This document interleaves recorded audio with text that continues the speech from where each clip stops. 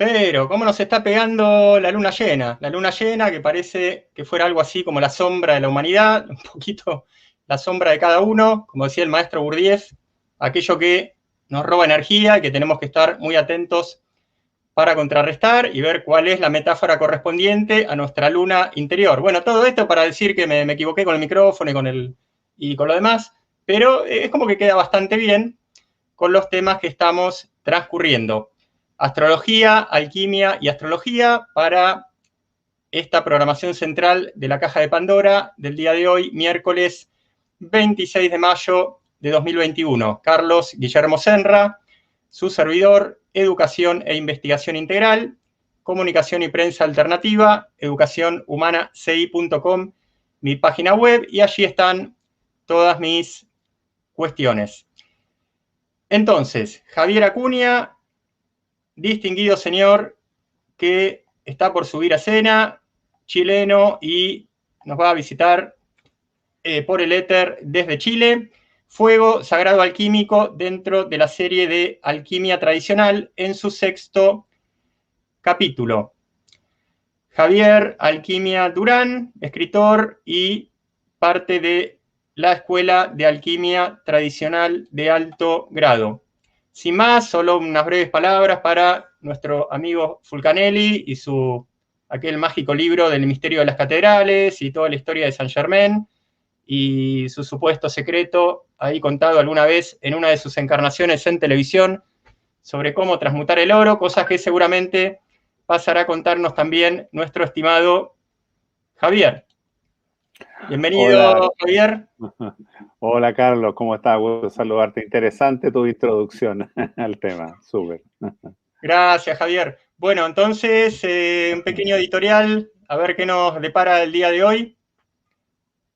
Sí, perfecto. Mira, como tú bien dijiste, esta es la sesión número 6. Ya llevamos 5 antes, donde hemos ido tocando este tema que es tan interesante, tan apasionante, que es la alquimia. Entonces, claro, hay una, digamos, secuela, digámoslo así, de información, y hoy día nuestra intención es hablar acerca de uno de los aspectos más interesantes, quizás, de la alquimia, que es el fuego sagrado. Y para eso, bueno, es que vamos a ocupar nuestros minutos hoy día acá en Caja de Pandora para hablar de qué es el fuego sagrado en la alquimia, cuál es su importancia y cuál es la idea, qué es lo que los alquimistas decían respecto de este fuego sagrado tan especial y tratar de alcanzar algo de sus misterios, a ver si nos sirve para nuestro día a día, porque una característica que tiene la alquimia, al menos así la veo yo, es que la alquimia no solo es una digresión de carácter intelectual, sino que también debe ser llevada a la práctica, porque para que nos sirva, es decir, para que sea útil al ser humano, para que sea útil a las personas. Y efectivamente es muy útil para todas las personas o a toda aquella persona que desee, por supuesto, voluntariamente adentrarse en este mundo. Así es que en eso estamos, Carlos. Muy bien, Javier, lo dejamos con su gente. En algún momento intervendremos para plantear alguna Encantadísimo. inquietud de nuestra parte y para poner las preguntas, las inquietudes de nuestra gente. Lo Súper. dejamos. Gracias. Bueno, el tema de hoy, como acabamos de comentar, es el fuego alquímico o el fuego sagrado. Y para poder, digamos, adentrarnos en este aspecto tan interesante de la alquimia, es muy importante recordar que la concepción alquímica de la creación está en directa relación con este tema. Recordemos que la alquimia dice que en el principio, cuando habla del Génesis, digamos, del universo y por supuesto también de la humanidad, del ser humano, solamente existe el llamado Dios innominado, ¿ya? El Dios innominado, como su nombre lo dice, no tiene nombre, no puede ser nombrado, porque cualquier cosa, cualquier nombre que nosotros le pongamos a este Dios va a estar mal puesto. Entonces, es muy parecido al concepto del Tao, del budismo Zen. Ustedes deben recordar que en el budismo Zen se dice lo mismo respecto del Tao, que el Tao no tiene nombre, del Tao no se puede hablar, porque cualquier cosa que se diga es limitada. En este caso, en la alquimia se habla entonces del Dios innominado, y que este Dios innominado, que es lo que preexiste a todo antes de la creación, en un momento determinado decide, digamos, entre comillas, decide hacer una creación, crear, y crear, en este caso, crea el universo. Entonces, lo primero que crea el Dios innominado es a un, digamos, ya, digámoslo usando un lenguaje un poco coloquial, como un segundo a bordo, digámoslo así, que es el Dios creador. Entonces, el Dios innominado crea al Dios creador, es decir, aquel ser, aquella deidad cuya característica fundamental es el crear, es la vida y es la luz. Entonces, a este Dios creador, la alquimia le da el nombre de Alcahest. El Alcahest es una palabra de origen árabe, sin duda se percibe por el acento, por el nombre, ¿no es cierto? Porque nosotros debemos recordar que la alquimia es una disciplina que llegó al mundo occidental a través de los templarios, cuando ellos estuvieron, ¿no es cierto? Aquí vamos a recordar algunas cositas que hemos dicho antes. Cuando ellos estuvieron, ¿no es cierto?, en la época de las cruzadas, combatiendo contra los musulmanes, ¿verdad? Y en aquella época entonces lo que sucedió, para resumirlo, lo voy a decir muy breve, lo que sucedió fue que algunos templarios fueron tomados prisioneros en estos combates que se daban, ¿no es cierto?, en distintos escenarios de guerra que se estaba dando en esa época. Y entonces algunos de estos templarios, caballeros templarios, fueron tomados prisioneros como muchos otros, por lo demás. Y en algunas oportunidades, que fueron al parecer bastante numerosas, eh, quienes tomaron prisioneros a estos templarios fueron un grupo de personas muy especiales que eran guerreros también, por supuesto, que pertenecían a una secta musulmana que se llama la secta de los sufís o de los sufíes, ¿ya? Y esta secta de los sufíes, que repito, era un grupo de origen musulmán, ¿no es cierto? Muy secreto, muy especial en muchos sentidos. Habiendo trabado esta relación con estos templarios en su momento, hay que poner, si nos ubicamos en la época, en aquella época todo pasaba mucho más lento. Entonces, un soldado tomado prisionero podía pasar varios años como prisionero en este caso, así ocurrió. Un grupo importante de caballeros templarios que fueron hechos prisioneros pasaron un tiempo más o menos prolongado como cautivos, como prisioneros. Y hay que recordar que en aquella época los guerreros musulmanes eran muy distintos a los guerreros cristianos. De hecho, el guerrero musulmán tenía ciertos valores muy especiales, respetaba mucho a su enemigo. Cuando tenía que matar, mataba, por supuesto, pero no lo hacía por placer, o sea, lo hacían porque iban a conquistar o lo que ustedes quieran. Pero tenían unos valores éticos bien especiales, muy distintos al guerrero cristiano, que era sanguinario, mataba a mujeres, niños, no le importaba nada.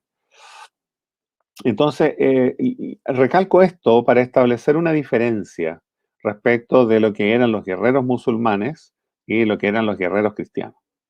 Bueno, cuento esto para colocarnos en el contexto de que estos soldados musulmanes que tomaron prisioneros a estos templarios, trabaron, por lo tanto, habiendo pasado el tiempo, trabaron una cierta relación, se conocieron, hablaron entre ellos, conversaron y se crearon amistades, porque eso es inevitable, somos seres humanos.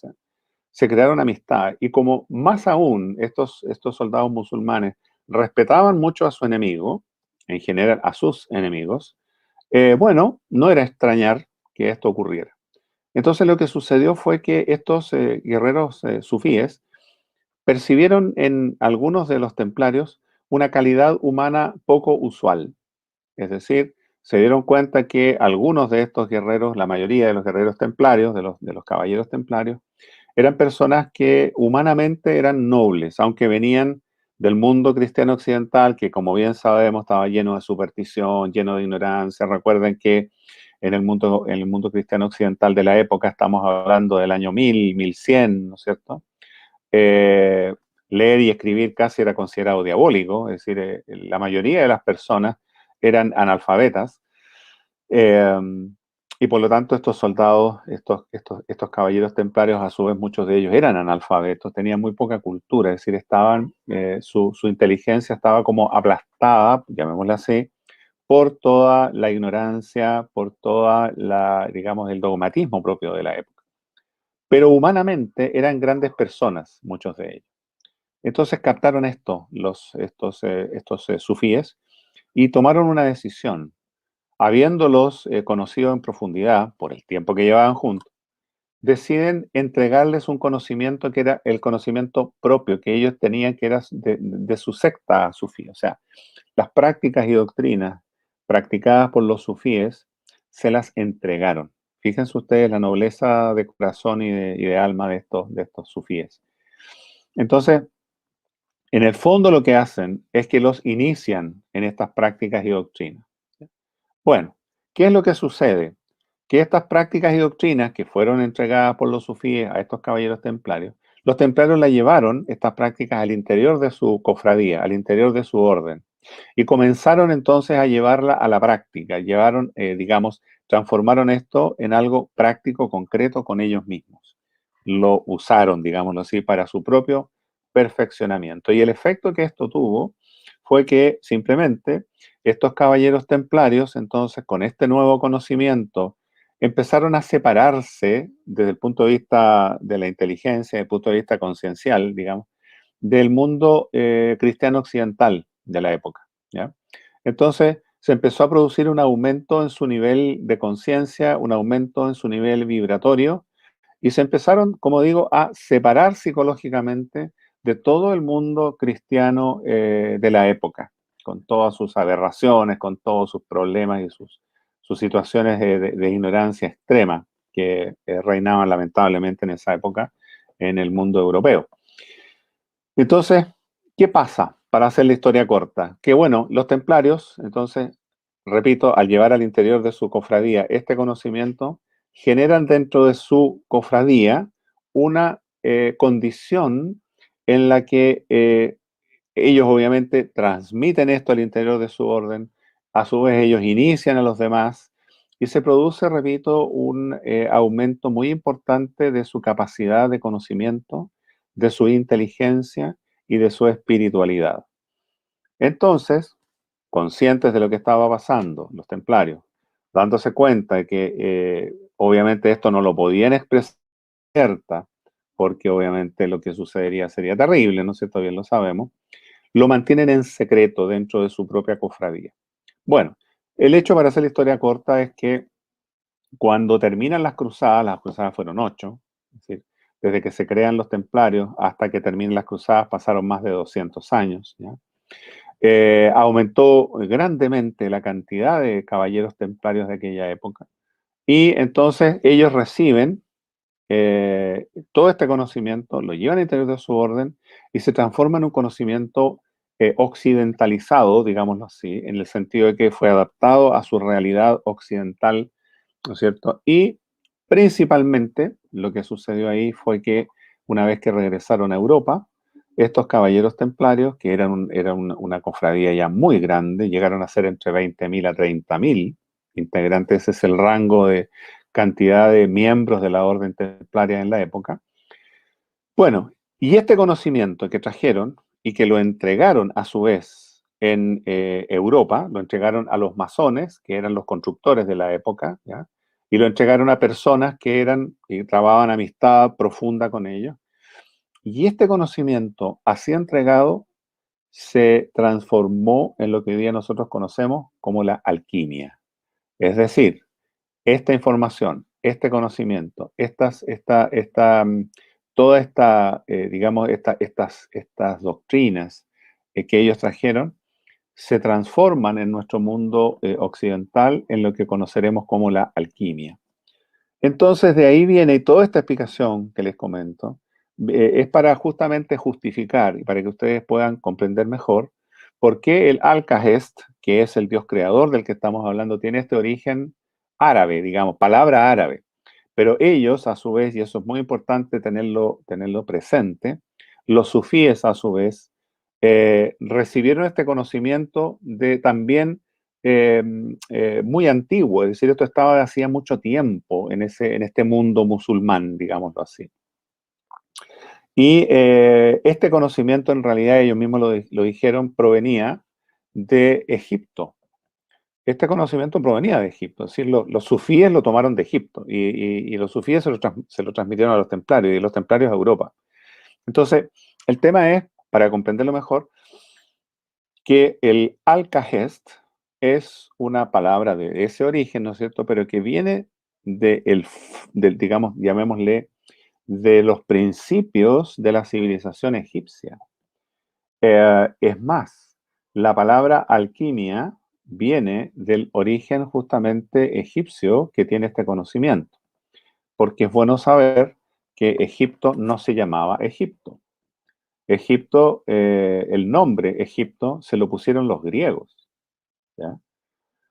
El nombre real, el nombre propio con el que los egipcios se concebían a sí mismos, digámoslo así, era Kem, el país de Kem, K-H-E-M, Kem.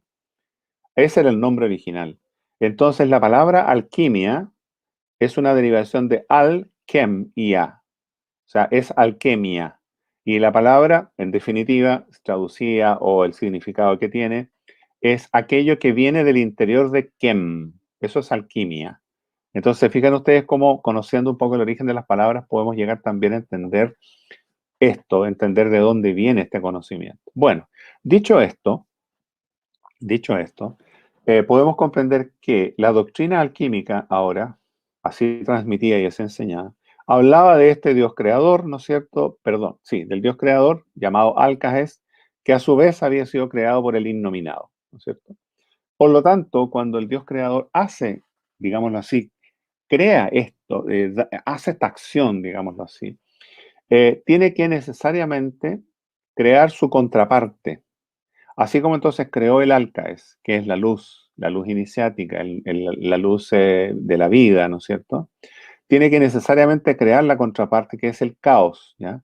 Entonces crea el Alcaes como la luz, la vida, el origen, el Dios creador, pero su contraparte, que es la oscuridad, ¿no es cierto? La ignorancia, la oscuridad básicamente, es el caos.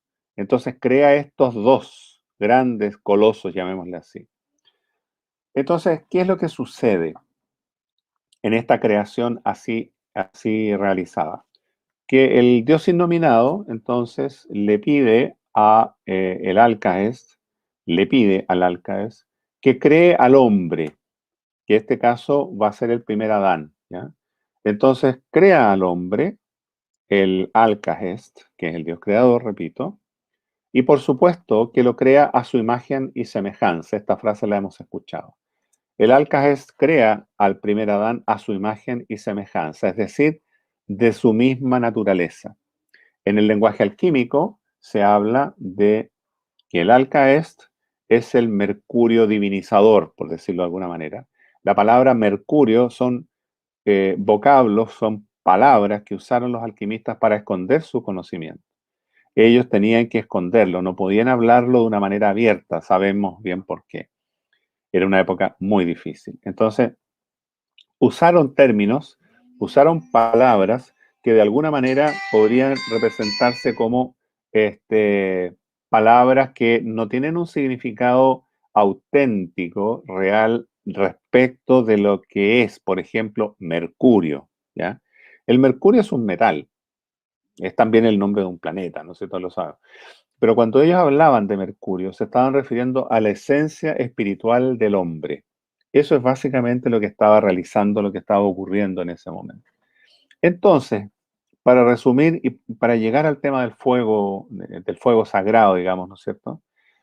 Entonces, el Alcaest, que es el Dios creador, repito, crea a este hombre, que no era solo hombre, era hombre-mujer, porque era hermafrodita, digamos.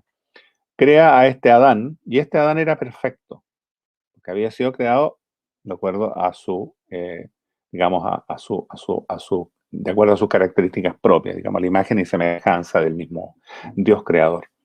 Entonces, ¿Qué es lo que ocurre? ¿Qué fenómeno sucede después de esto?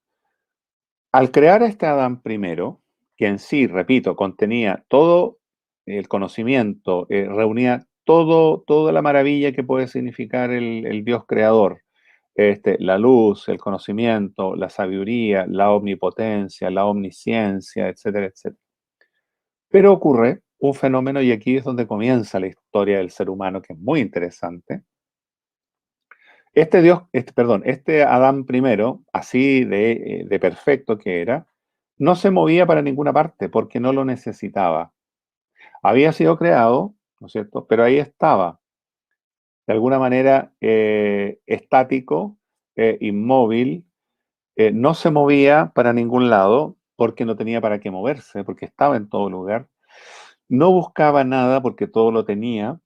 Es decir, estaba en un letargo, podríamos decirlo así.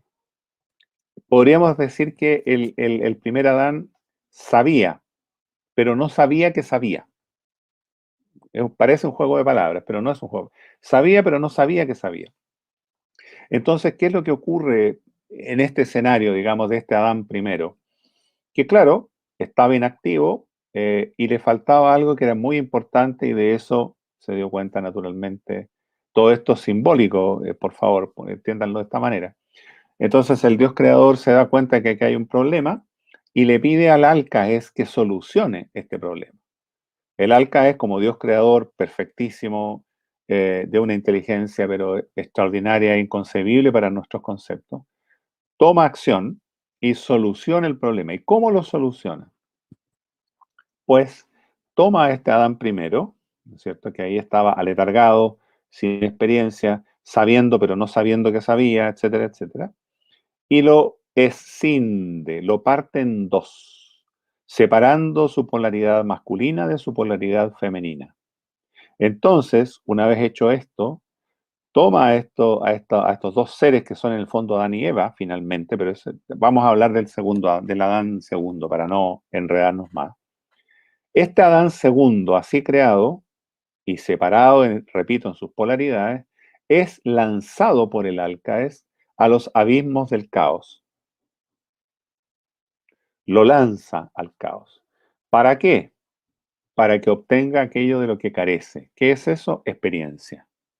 Entonces, el caos, vamos a hablar un poquito del caos. El caos es esta creación nefasta, negativa, ¿no es cierto? La oscuridad, etcétera, etcétera, pero que es la contraparte del alcaes, ¿no es cierto? Este, y está formado, de acuerdo al lenguaje alquímico, por dos grandes miasmas, que son Sol y Luna. De nuevo, las palabras Sol y Luna no tienen nada que ver con el Sol que nos da vida, que es el centro de nuestro sistema solar y qué sé yo, y que ilumina, y que, etcétera. No, es el uso de la palabra Sol para decir que se trata de un elemento masculino y metálico. Y por otro lado, la Luna, que es el otro aspecto del caos, no es tampoco esta luna que vemos que hoy día está, ¿no es cierto?, en una luna llena, etcétera, etcétera, que es algo muy hermoso y muy significativo. No, no se refiere a esa luna. Se refiere a un concepto del aspecto mineral del caos. Entonces, el caos, de acuerdo a la terminología alquímica, está formado de Sol y Luna, en donde Sol es la parte metálica y la Luna es la parte mineral. Entonces, cuando nosotros, porque nosotros somos ese Adán segundo, cuando nosotros caemos, porque nos lanzaron a los abismos del caos, cuando nosotros caemos en el caos, nos embadurnamos de estas dos miasmas. Es decir, primero nos embadurnamos de luna, o sea, de un aspecto de carácter mineral, y una vez que ahí estamos, prisioneros, viene el sol, el aspecto metálico, y sella esto, y quedamos encerrados en sol y luna. Y nosotros, que somos seres perfectos, que somos mercurio puro, que es la misma naturaleza del Alcaes, eh, quedamos prisioneros. ¿Y cuál es el efecto que produce esta acción de haber caído prisionero? El efecto es el olvido. Es decir, nosotros olvidamos nuestro origen. Y ese olvido de nuestro origen es el drama humano. Aquí comienza el drama del ser humano, el dolor del ser humano. La caída, desde, ¿no es cierto?, cuando éramos el Adán primero, a los abismos del caos convertidos en Adán segundo, es lo que en todas las religiones, en el cristianismo está muy claramente expresado como la expulsión del paraíso. Es decir, vivíamos en un lugar perfecto, sin necesidad de nada, todo lo teníamos, ¿no es cierto? Y de pronto caemos en la carencia, caemos en el caos, somos, comillas, expulsados, porque eso es obviamente una palabra que usamos, pero en realidad no es exactamente así, no es que hayamos sido expulsados, simplemente era la necesidad de la experiencia que nosotros debíamos tener. Dicho todo esto, comprendemos ahora que el ser humano, es decir, nosotros, somos seres espirituales, absolutamente espirituales e idénticos a Dios. Por eso se dice que dentro de cada uno de nosotros hay un Cristo. Y ese Cristo nosotros debemos darle espacio para que se pueda expresar. Ese Cristo, en el lenguaje alquímico, es el mercurio coagulado. Ese es el nombre que se le da al mercurio prisionero por esta materia caótica que lo tiene aprisionado, constreñido y que no le permite expresarse. Entonces, este mercurio, repito, que somos nosotros, en donde hay una conciencia, ¿no es cierto? Esta conciencia cae en el olvido, dijimos recién. Se olvida de su origen divino. Cree que es el caos, cree que es la materia, cree que es este cuerpo. Y por lo tanto cree que él se muere, que desaparece cuando desaparece el cuerpo. Entonces, se produce un escenario muy complejo, porque por otra parte, habiendo nosotros olvidado nuestro origen, no obstante ello, existe una reminiscencia dentro de cada ser humano, de cada persona. Todo ser humano, en algunos un grado mayor, otros un grado menor, pero todo ser humano tiene una reminiscencia de su origen divino. Hay siempre una especie como de recuerdo. Es algo que hace que nunca, fíjense ustedes, es una característica humana muy típica, que el ser humano nunca esté contento con lo que tiene. Aunque tenga todas las cosas que deseaba, supongamos, primero, bueno, si le faltan cosas, está descontento porque le faltan cosas. Pero cuando las cosas las logra, pongámonos en el escenario ya que desea muchos bienes, mucho éxito, se hace famoso, tiene mucho dinero, tiene mucha fama, bla, bla, bla, bla, bla, pero sigue siendo infeliz. La infelicidad, entonces, está radicada precisamente en que nosotros, siendo seres perfectos, estamos prisioneros de un mundo material concreto. Nosotros, siendo seres imperecederos, estamos sujetos a un cuerpo, a un caos perecedero. Entonces, esta contradicción entre que somos seres perfectos, imperecederos, eternos y sabios, estando encarnados en una condición que es nuestro cuerpo, ¿no es cierto?, que es nuestro caos, este, que es imperfecto. Nuestro cuerpo está sujeto a la vida y la muerte, a la enfermedad, está sujeto a la vejez, etcétera, etcétera, ¿ya? Entonces, esta especie de contradicción vital es el gran problema del hombre y podríamos parafrasear a Siddhartha Gautama, el Buda, cuando explica él sus 4 nobles verdades, que es la base esencial de todo el budismo. Y la primera gran noble verdad de las del Buda es acerca del dolor. Lo que dice principalmente es que el ser humano vive en el dolor, vivimos en el dolor. Y cuando lo explica exactamente como lo acabamos de comentar. Dice que nosotros, siendo seres espirituales y eternos, vivimos en un cuerpo y en un mundo que no es espiritual y que no es eterno. Por lo tanto, siempre estaremos descontentos en este mundo. Siempre tendremos una necesidad insatisfecha en este mundo. Y de ahí viene entonces, repito, lo que decíamos delante, se desarrolla todo el problema humano. Perdón. Y el problema humano es ese. Seres espirituales que se han olvidado de su origen divino y que creen que son la materia mortal. Y ahí de ahí deriva, realmente de ahí deriva todo el problema humano. Entonces, ¿qué es lo que sucede? Que habiendo caído nosotros en el caos, ¿no es cierto? Es decir, estábamos en la cúspide, caemos al caos, ¿no es cierto? Ok. Y cayendo al caos, ahora debemos volver. Llegamos a lo más profundo del caos, pero ahora tenemos que hacer el camino de regreso. Es como una U, ¿ya? Esa caída del caos, entonces, es la necesidad imperiosa que tenemos de tomar experiencia en el mundo de la materia, en el mundo del caos, en el mundo de sol y luna, en el mundo de la oscuridad. Entonces la oscuridad, el caos, son como una verdadera escuela para nosotros. Es una escuela. Es decir, eh, todo lo que significa el dolor propio de la vida, del caos, todas las humillaciones, todos los malos momentos, todas las frustraciones propias de este mundo, son como el barro, como dice José Luis Borges, son como el barro que nos va a permitir construir nuestro verdadero ser. Entonces, y aquí viene el tema del fuego. Nos demoramos en llegar, pero llegamos, ¿no? Entonces, el fuego sagrado es el alcaes. Lo que pasa es que este alcaes se expresa en el ser humano de dos maneras. Primero, está presente en su origen, o sea, nuestro mercurio interno, es decir, nuestro ser perfecto, es idéntico al alcaes. Eso por una parte. Por lo tanto, es una porción, llamémosla así, de mundo espiritual que está prisionero en la materia. Eso es por una parte. Y por otra parte, está el caos disculpe, está el alcaes, que es el que, ¿no es cierto?, ilumina los mundos. El caos es el que entrega toda la luz vital al mundo. El alcaes es el que entrega toda la luz vital al mundo. Entonces, esta luz vital se expresa como una llamada lluvia áurica, es el nombre que usan los alquimistas. El alcaes, cuando se expresa en los mundos, se expresa como una lluvia áurica, que cae sobre todo lo existente, sobre los seres humanos, sobre los animales, sobre las cosas, sobre el paisaje, sobre los vegetales, sobre todo. Digamos, esta lluvia áurica es la lluvia divina, es la luz divina que da y que permite que el mundo y el universo exista. Y que es una de las expresiones del alcaes. En una expresión muy, digámoslo así, suavizada, es una expresión muy tenue, pero que es la que permite que la vida se dé y exista.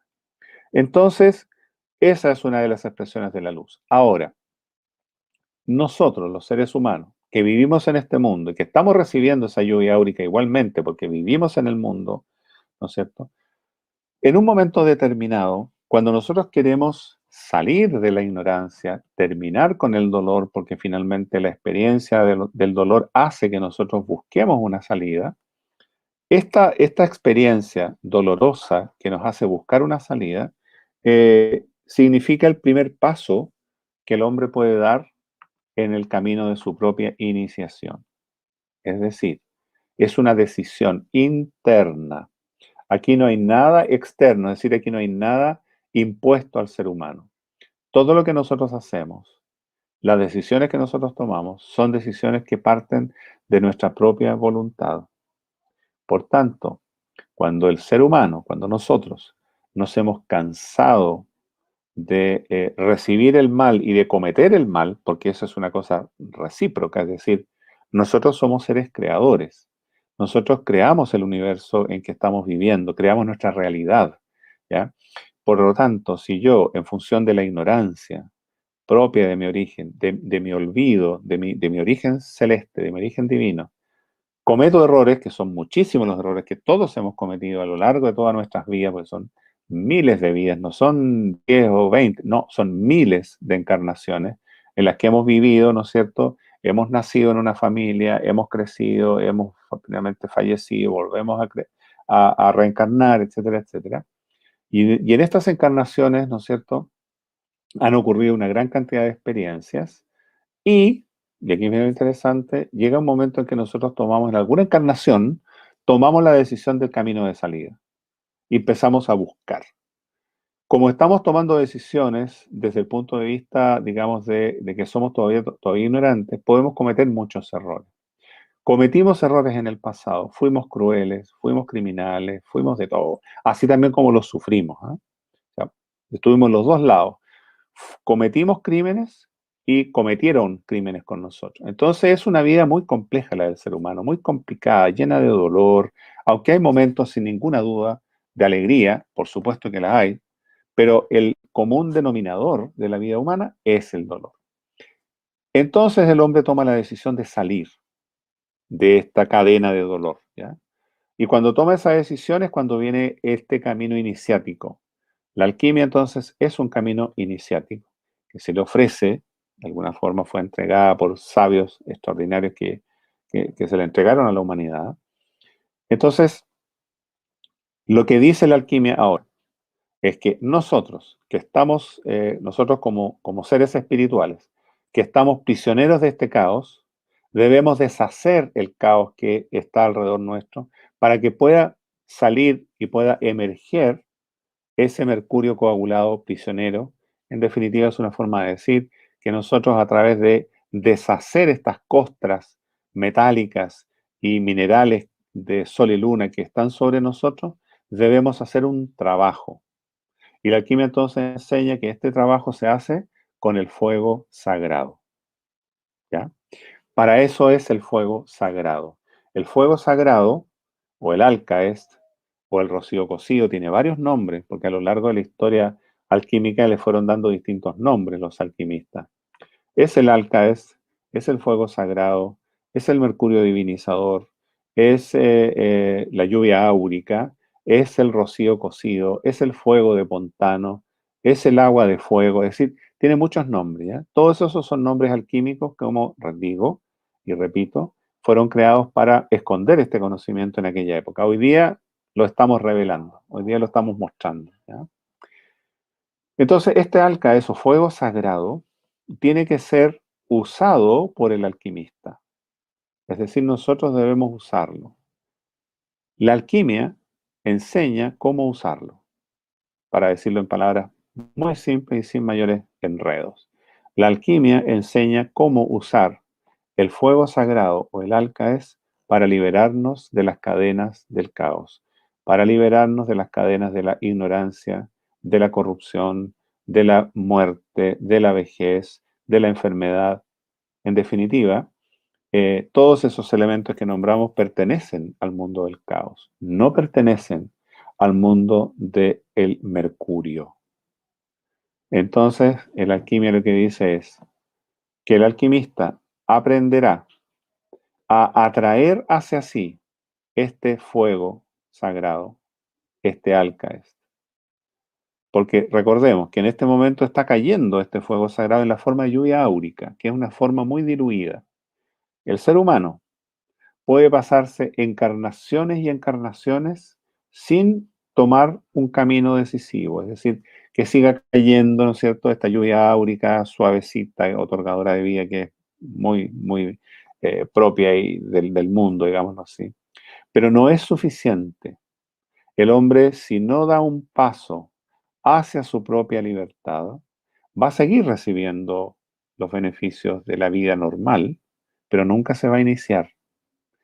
Y por lo tanto va a quedar sujeto al dolor. El dolor como parte integrante de la experiencia humana. Entonces, ¿qué es lo que debe hacer el hombre, el ser humano, la mujer? Debe concentrar esta lluvia áurica en sí mismo. Es como tomar una gran lupa, ¿no es cierto?, que concentra los rayos de sol y son capaces de quemar, ¿ya? Es muy parecido. Es concentrar este alcae, llamémosle así, esta lluvia áurica, y el momento en que se concentra en el discípulo, en el alquimista, le llaman rocío cocido, fuego de Pontano, etcétera, etcétera. ¿Y cuál es el efecto que esto tiene en nosotros? Como ya llevamos dicho, comienza lentamente, porque no es de un solo golpe, es un trabajo lento, porque así debe ser. Nuestros cuerpos deben adaptarse, nuestra característica caótica de nuestro vehículo tienen que adaptarse a este fuego que viene. Entonces, la alquimia enseña, aparte que explica todo esto, porque lo explica latamente la alquimia, simbólicamente, por supuesto, lo explica. Entonces nosotros hacemos una práctica que es una práctica propia de la alquimia, que nosotros la entregamos en el curso. Aprovecho a comentárselo porque esta práctica, que es la que permite atraer el mercurio, atraer el alcaes y transformarlo, ¿no es cierto?, el rocío cocido, para que este rocío cocido empiece a derruir nuestra cáscara, nuestro caos, y finalmente alcancemos la libertad y alcancemos la iluminación, en definitiva eso es. Esto lo enseña la alquimia a través de una práctica. Esta práctica la trajeron los templarios, enseñada por los sufíes, ¿no es cierto? Esta es una práctica milenaria, se conoce con el nombre de la palabra perdida, la parole de la C, del conde Trevisano. Se le conoce también con el nombre de solve et coagula. Y este ejercicio, llamémoslo así, esta práctica, es la que se le entrega al alquimista en un momento determinado de su estudio, digámoslo así, para que la empiece a usar consigo mismo. Y al comenzarla a usar consigo mismo, esto de atraer hacia sí mismo el fuego sagrado que es el alcaes, este fuego sagrado que es de un color violeta, entre paréntesis, diluirá, derruirá y hará desaparecer lentamente todo el caos que nos aprisiona.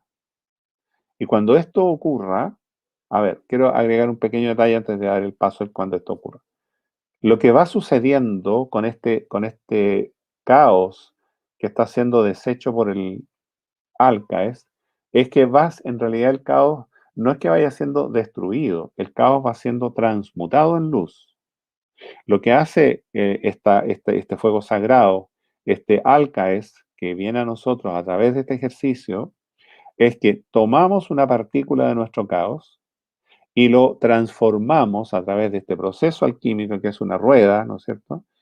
Lo transformamos finalmente en luz.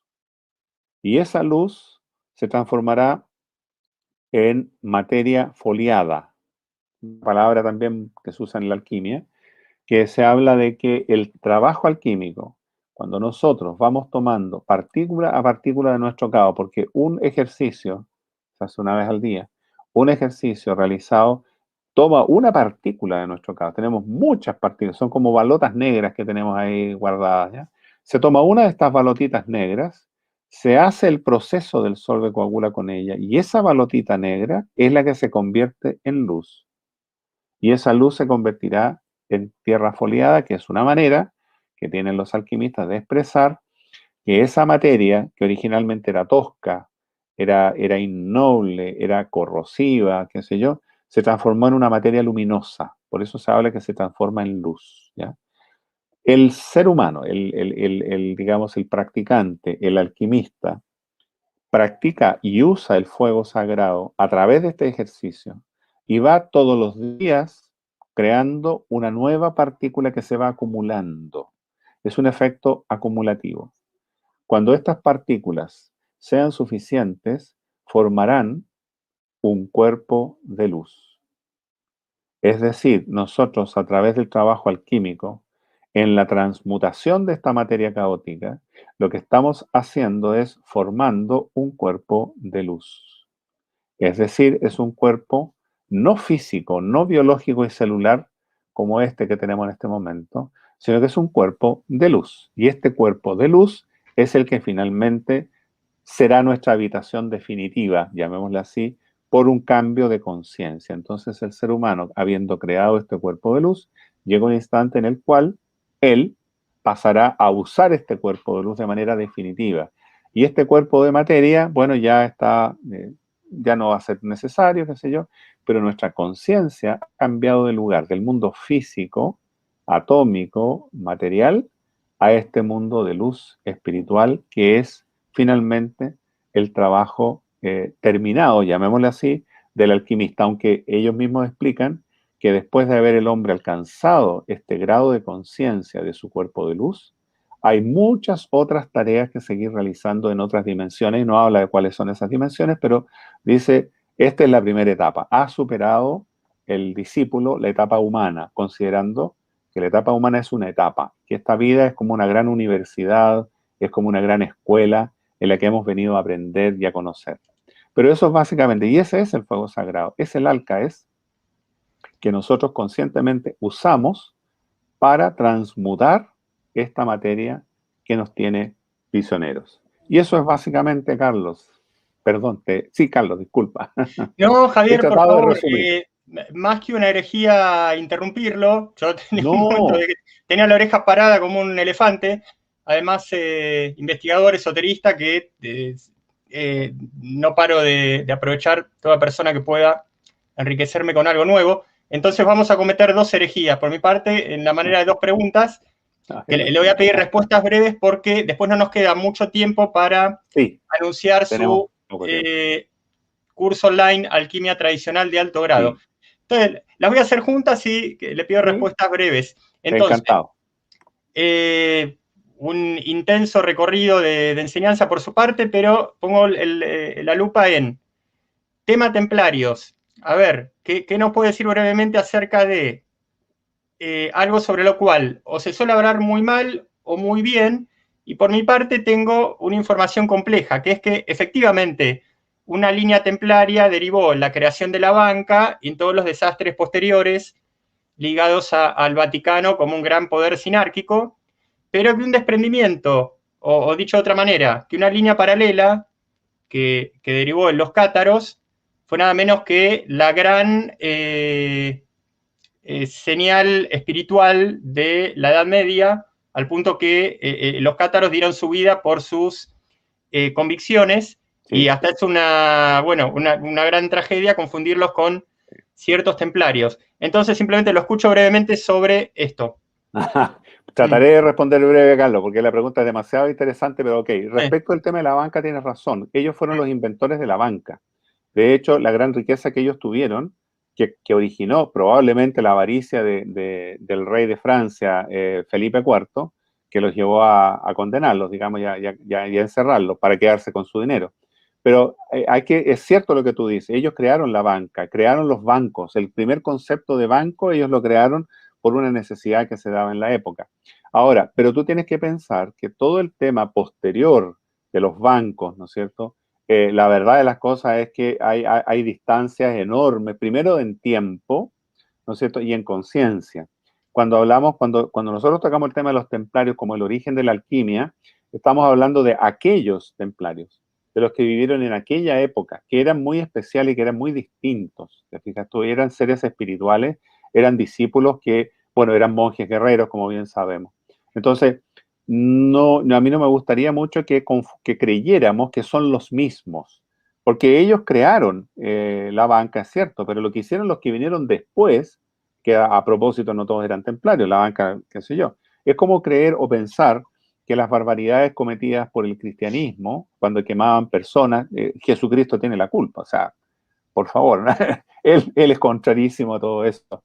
Entonces, respecto de esto, te hago señalo esto. Y en relación a los cátaros, que bien se sabe que fue una época muy complicada, fue muy difícil, los cátaros fueron una agrupación sumamente espiritual en aquella época. Sin duda, era una época terrible, en donde evidentemente si tú te salías de la norma, mira lo que les pasó.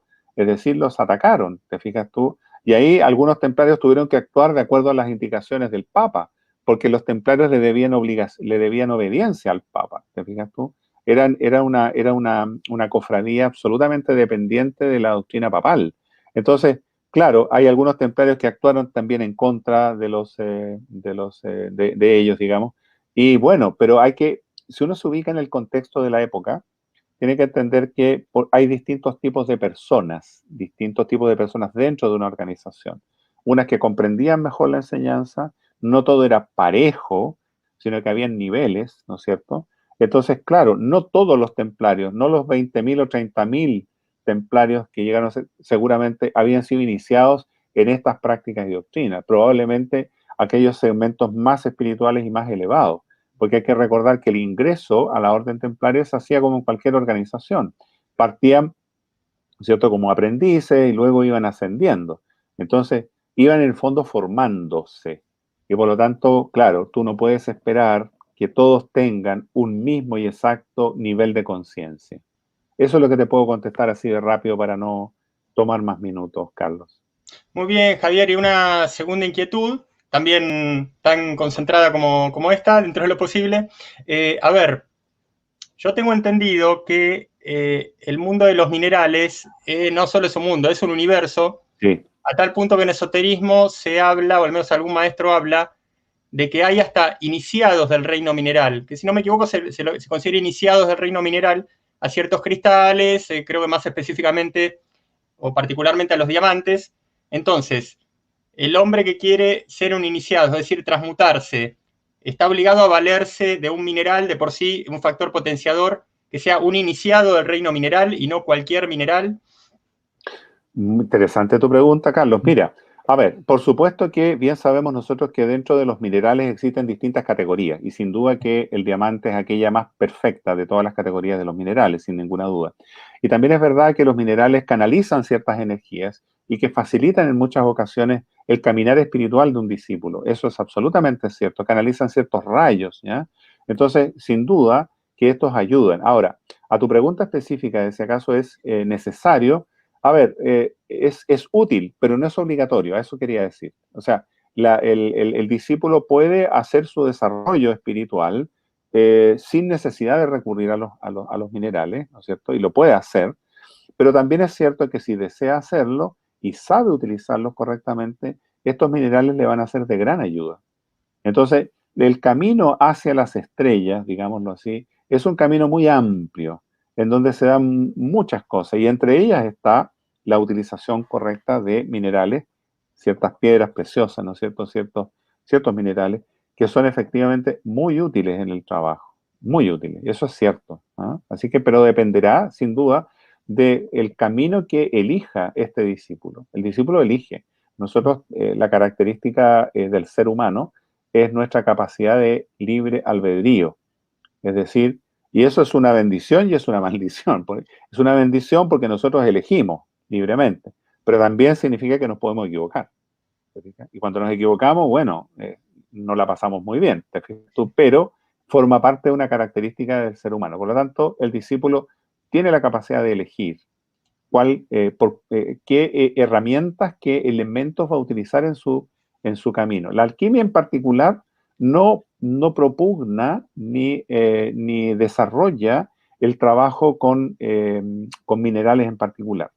Pero eso no quiere decir que lo condene. No, no, no, no. El trabajo alquímico es un trabajo que se concentra y se centra en el atraer hacia sí esta energía del fuego sagrado, conocido como el álcaes, para derruir las capas de mineral y de metal que lo tienen prisionero en la cárcel. Porque en el fondo somos una larva carnal en el fondo, los seres humanos. Y tenemos que eclosionar esa larva, así como la mariposa, bien sabemos, ¿no es cierto? En un determinado momento tiene que salir y extender sus alas. El símbolo es muy bonito porque es efectivamente lo que ocurre con el ser humano cuando logra finalmente sacarse esta cubierta que lo tiene prisionero en un momento dado. ¿Mm?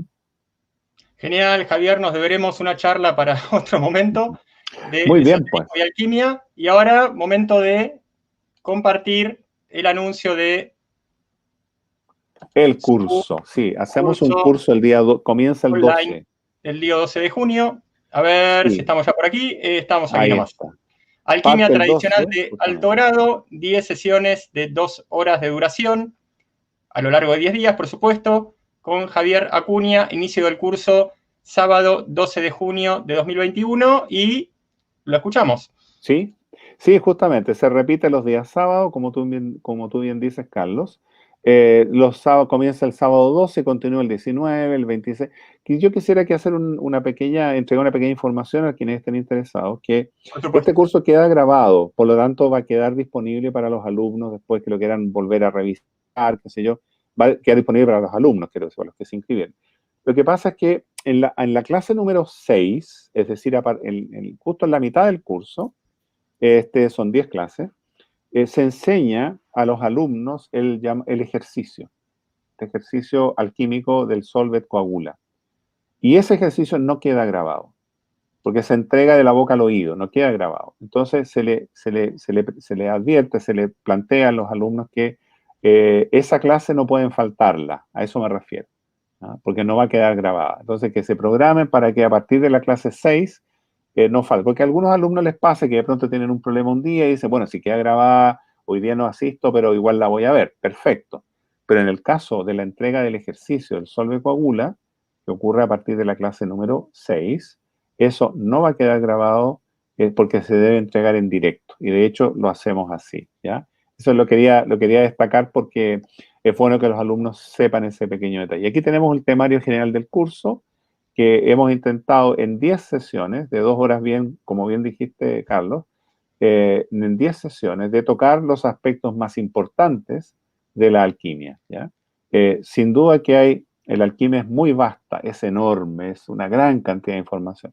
Nosotros hemos tomado la decisión de concentrarnos en 3 autores, 4 libros, 3 autores, que han sido seleccionados para justamente tomar esas enseñanzas y utilizarlas en el curso, que son, el primero de ellos se llama Ireneo Filaleteo, que es un alquimista inglés del siglo XVII, que escribió el libro La entrada abierta al Palacio Cerrado del Rey.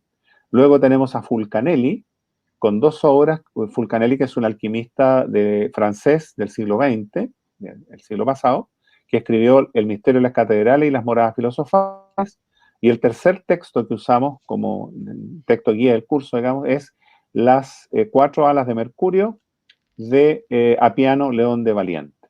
Entonces, esos 4 textos tienen una enorme cantidad de información. Tampoco los podemos ver completos, pues en 10 clases es imposible, pero los alumnos van a tener en sus manos los elementos más importantes para el conocimiento alquímico. Así es que bienvenidos los que se quieran inscribir, parte de, repito, el 12 de junio. Ahí está la dirección, tomen contacto con esos números. Estamos en Instagram y estamos también Facebook con Alquimia Tradicional. Alquimia Tradicional en Instagram y Alquimia Tradicional en Facebook. Así que fantástico.